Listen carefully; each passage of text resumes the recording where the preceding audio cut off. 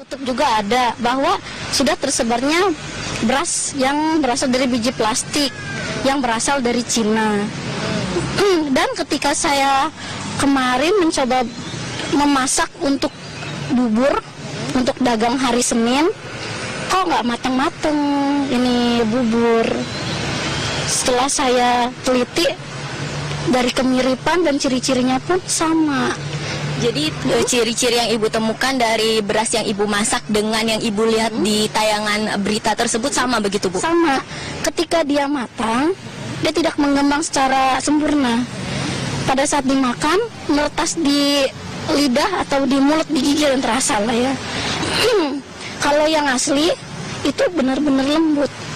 Itu aja.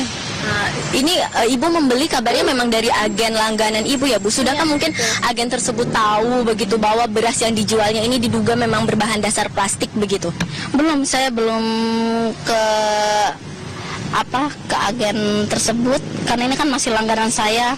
Mungkin saya pengen ngasih tahu dia secara internal aja kan. Saya nggak mungkin ke pasar karena kan kasihan kalau dia tahu beras yang dijualnya seperti ini. Tapi saya yakin apa yang dia jual pun dia nggak tahu karena emang ini langganan lama saya. Itu aja.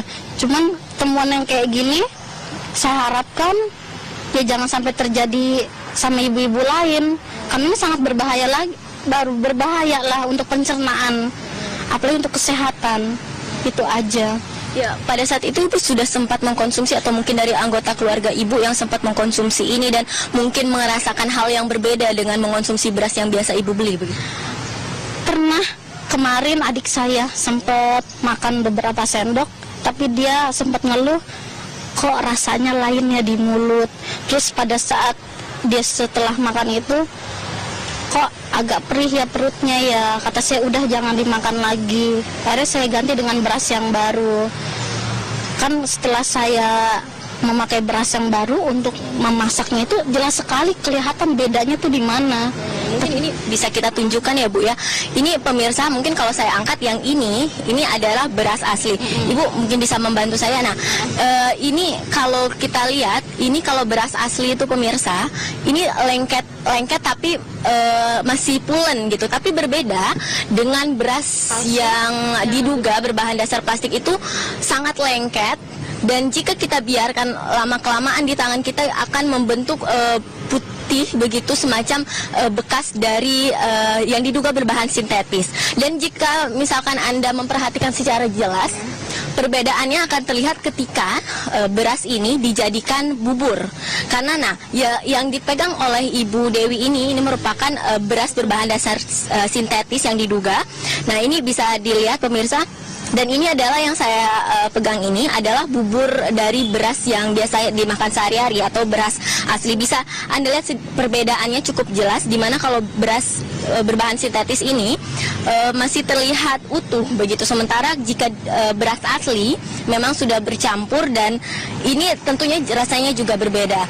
Namun kalau misalkan di pasaran atau masih dalam berbentuk belum dimasak begitu, memang secara kasat mata tidak terlalu terlihat perbedaannya secara jelas. Namun memang jika Anda memperhatikan secara detail akan terlihat bagaimana bentuk dari kedua beras ini cukup berbeda. Karena beras yang asli tersebut tekstur dan juga bentuknya sedikit lebih kecil dibandingkan dengan beras yang diduga berbahan dasar sintetis ini. Nah, Ibu, terakhir nih Bu, sebelum kita menutup segmen ini, apa upaya yang Ibu akan ataupun sudah lakukan dalam hal untuk memberitahukan terkait dengan temuan Ibu ini? Kemarin saya sudah coba email ke BPOM, tapi sampai saat ini belum ada tanggapan dari pihak tersebut. Kemarin saya juga sudah mencoba menghubungi pihak terkait seperti siaran Dakta Radio.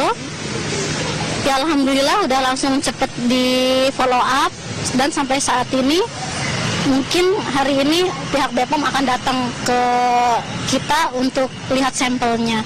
Apakah ini benar beras berbahan sintetis atau jenis beras lainnya yang diduga berbahaya. Itu aja.